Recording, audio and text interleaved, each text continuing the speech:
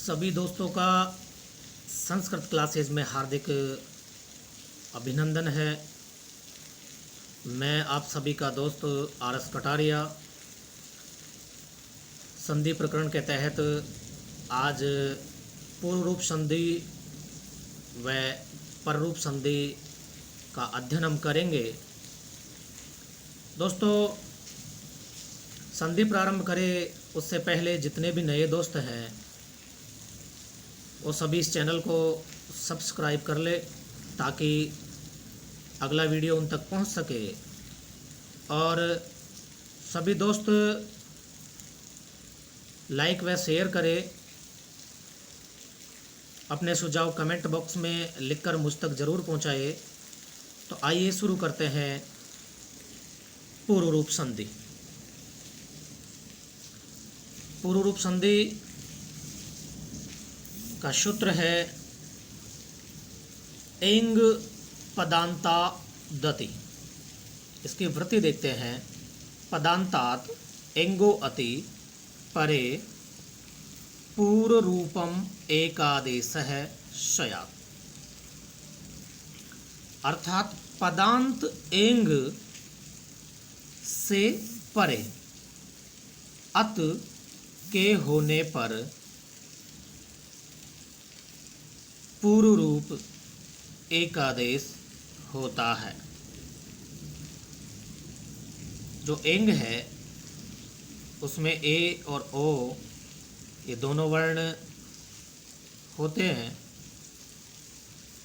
यह सूत्र एचो अयवायावः अर्थात अयादि संधि का अपवाद है। जी हाँ दोस्तों, एचो अयवायावः सूत्र के अनुसार ए अथवा ओ के बाद अगर कोई स्वरवर्ण है तो अयादि आदेश होते थे, लेकिन यहाँ ऐसा न होकर पूर्व रूप संधि होगी। आइए इसको समझते हैं। जैसे ए के बाद अगर ए स्वर से युक्त कोई वर्ण है, ए स्वर से युक्त कोई शब्द है तो ए का अवग्रह हो जाएगा। ऐसे ही ओ के बाद अगर प्रारंभ में ए स्वर से युक्त कोई भी शब्द है तो ए का पूर्व रूप होकर ओ अवग्रह एकादेश हो जाएगा। आइए उदाहरणों के माध्यम से समझने का प्रयत्न करते हैं। जैसे अन्ते धन अपि। तो दोस्तों यहाँ ए के बाद ए स्वर से युक्त शब्द है अपि।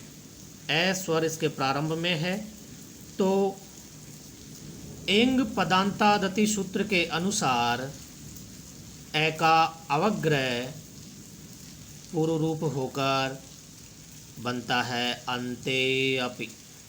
ऐसे ही प्रत्येक उदाहरण हरे धन अपि, हरे अपि। नगरे धन अस्मिन्, नगरे अस्मिन्। ग्रामे धन अत्र, ग्रामे अत्र। लोके धन अस्मिन्, लोके अस्मिन्। अब देखते हैं कि ओ के बाद अगर ए स्वर से युक्त कोई भी शब्द है, अर्थात ऐसा शब्द जिसके प्रारंभ में ए स्वर हो, तो पूर्व रूप ओ अवग्रह होता है। समझते हैं इन उदाहरणों के माध्यम से। लोको धन अयम, लोकोयम। विष्णु धन आव, विष्णु। को धन अपि, को अपि। सो धन अपि, सो अपि। रामो धन अवदत्, रामो वदत्। आइए अब पूर्व रूप संधि के बाद में जस्ट पूर्व रूप का अपोजिट पररूप संधि का भी हम अध्ययन करते हैं, जिसका सूत्र है एंगी पररूपम। वृत्ति देखते हैं, आत उपसर्गात इंग आदौ धातौ परे पररूपम एकादेश है स्यात्। अर्थात वर्णांत उपसर्ग से परे इंग धातु के रहने पर पररूप एकादेश होता है। जी हाँ दोस्तों, अच्छी तरह वर्णांत उपसर्ग यानी ऐसा उपसर्ग जिसके अंत में ए वर्ण हो, अगर उसके बाद एंग यानी ए और ओ से युक्त यानी ए और ओ जिस धातु के प्रारंभ में हो तो पररूप एकादेश होता है। यह सूत्र वृद्धिरेचि सूत्र का अर्थात वृद्धि संधि का अपवाद है। आइए और अच्छी तरह समझने का प्रयत्न करते हैं कि ए के बाद, लेकिन ए किसके साथ होना चाहिए? उपसर्ग के साथ, क्योंकि जो वृत्ति है सूत्र है वो यही कहता है कि ए वर्णांत उपसर्ग, तो ये ए जो है वो उपसर्ग के साथ होना चाहिए। अगर ऐसा है और उसके बाद में ए आए तो पररूप यानी ए होगा, पररूप एकादेश ए होगा। ऐसे ही यदि ए के बाद में ओ आए तो पररूप एकादेश ओ होगा। आइए उदाहरणों के माध्यम से समझते हैं। प्र धन एजते प्रेज्यते, प्र धन एष्यते प्रेष्यते, उप धन औस्ते उपोसते, अव धन औस्ते अवोसते। जी हाँ दोस्तों, प्र ए है, ए के बाद में ए, तो ए में मिलके प्रेज्यते रूप बन रहा है। ऐसे ही ए के बाद में ओ, ए ओ में मिलके उपोसते रूप बन रहा है। अब इसका एक वार्तिक है, बहुत ही महत्वपूर्ण है। आइए थोड़ा सा इसका भी अध्ययन करते हैं। सकंदवादिषु पररूपम वाच्यम,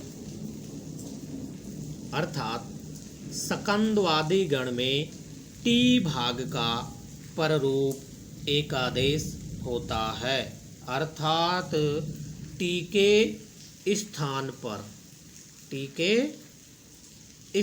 पर पररूप होता है।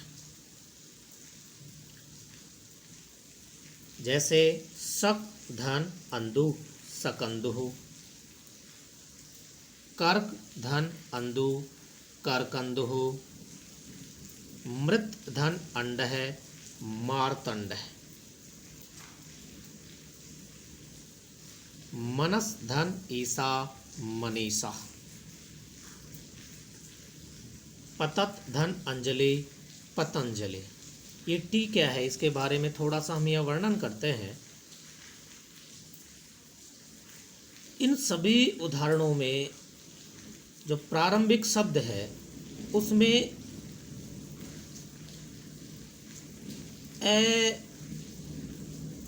व ए के साथ अगर कोई व्यंजन वर्ण भी जुड़ा हुआ है तो उसकी टी संज्ञा होकर उसका लोप होगा और पररूप एकादेश होगा। जैसे पतत धन अंजलि, यहाँ अगर हम टी संज्ञा की बात करें तो अत, क्योंकि तय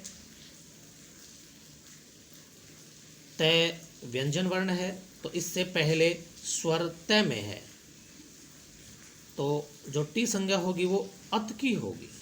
अतः अत की जब टी संज्ञा होगी उसका लोप हो जाएगा तो शेष बचेगा पत। धन अंजलि। जब पररूप एकादेश होगा तो रूप बनेगा पतंजलि। इसी प्रकार मनस धन ईसा। अस की, क्योंकि से व्यंजन वर्ण है, अस की टी संज्ञा होकर उसका लोप हो जाएगा, शेष बचेगा मन। धन ईसा। पररूप एकादश होकर रूप बनेगा मनीषा। उम्मीद करता हूँ दोनों ही संधियाँ आप सभी के समझ में आ गई होगी। धन्यवाद।